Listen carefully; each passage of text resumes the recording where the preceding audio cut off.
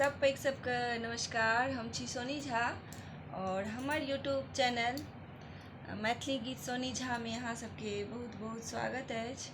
तऽ आइ हम एकटा छोट छीन चौड़चन के गीत लऽ कऽ उपस्थित छी। आशा अछि जे अहाँ सबके जरूर नीक लागत। तऽ आउ सुनल जाय ई चौड़चन के गीत। चौड़चन पाबनि परम महान, पाकल पूरी पकवान। चौड़चन पाबनि परम महान, पाकल पूरी पकवान। उगियौ उगियौ चौठी चान, सझु के बेरिया। उगियौ उगियौ चौठी चान, सझु के बेरिया। चौड़चन पाबनि परम महान, पाकल पूरी पकवान। पाकल पूरी पकवान। उगियौ उगियौ चौठी चान, सझु के बेरिया। उगियौ उगियौ चौठी चान, सझु के बेरिया। कोनियन साजल ये सामान, लड्डू पेड़ा खाजा पान। कोनियन साजल ये सामान, लड्डू पेड़ा खाजा पान। केरा पाकल सब प्रणाम, सझु के बेरिया। केरा पाकल सब प्रणाम, सझु के बेरिया। उगियौ उगियौ चौठी चान, सझु के बेरिया। उगियौ उगियौ चौठी चान, सझु के बेरिया।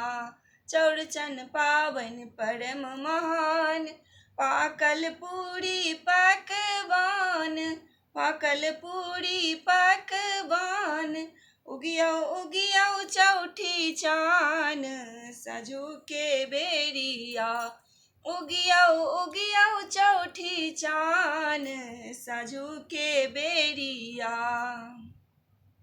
सहल पबनैतिन भरि दिन, सहल पबनैतिन भरि दिन। अहाँ के पूजा में अछलीन, अहाँ के पूजा में अछलीन। करियौ सबके दीन सुदीन, सझु के बेरिया।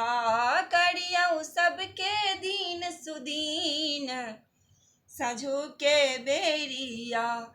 सहल पबनैतिन भरि दिन, अहाँ के पूजा में अछलीन। अहाँ के पूजा में अछलीन।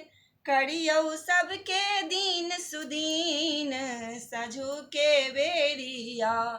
करियौ सबके दीन सुदीन, सझु के बेरिया।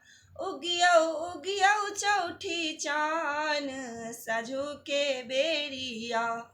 उगियौ उगियौ चौठी चान, सझु के बेरिया। चौड़चन पाबनि परम महान, पाकल पूरी पकवान। पाकल पूरी पकवान। उगियौ उगियौ चौठी चान, सझु के बेरिया। उगियौ उगियौ चौठी चान, सझु के बेरिया। करियौ सरस पर विचार, मड़ड़ भांगैले तैयार। करियौ सरस पर विचार, मड़ड़ भांगैले तैयार। होइयौ जल्दी देखार, सझु के बेरिया। होइयौ जल्दी देखार, सझु के बेरिया। उगियौ उगियौ चौठी चान, सझु के बेरिया। करियौ सरस पर विचार, मड़ड़ भांगैले तैयार। करियौ सरस पर विचार, मड़ड़ भांगैले तैयार। होइयौ जल्दी देखार, सझु के बेरिया। होइयौ जल्दी देखार, सझो के बेरिया उगियौ उगियौ चौठी चान सझो के बेरिया उगियौ उगियौ चौठी चान सझो के बेरिया चौड़चन पावन परम महान पाकल पूरी पकवान पाकल पूरी पकवान उगियौ उगियौ चौठी चान साँझो के बेरिया उगियौ उगियौ चौठी चान साँझो के बेरिया। फेर से नमस्कार सब गोटे के।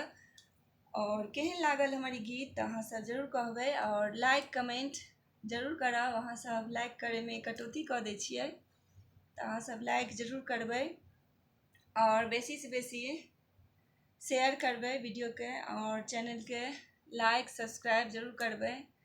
और जे सब हमरा नया देख रहल छी से सब प्लीज सब्सक्राइब कऽ लेब और जे पहले से केने छियै हुनका सबके बहुत बहुत धन्यवाद आभार। जय मिथिला जय मैथिली। बाय। मिलै छी हम अहाँके फेर नेक्स्ट वीडियो में। तब तक कतौ जायब नहि चैनल में बनल रहब। बाय।